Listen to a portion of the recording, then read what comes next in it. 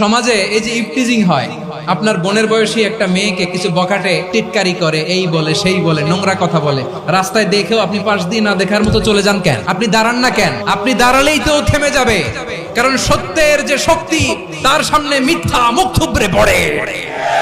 আপনার সামনে ও কিছুই না, নাথিং।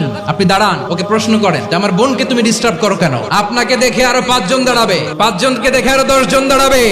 আমাদের নীরবতা আর আমাদের নিশ্চুপ থাকাই জালিমদেরকে আরো শক্তিশালী জালিম বানিয়েছে।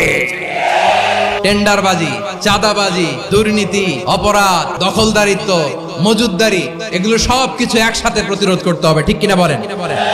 এই যে নতুন বাংলাদেশের এক সুযোগ এসেছে, আর জীবনে হয়তো আসবে। আসুন দেশটাকে আমরা সাজাই, আসুন আমরা এক দল আরেক দলকে নিশ্চিহ্ন করার যে রাজনীতি, এটা বন্ধ করি।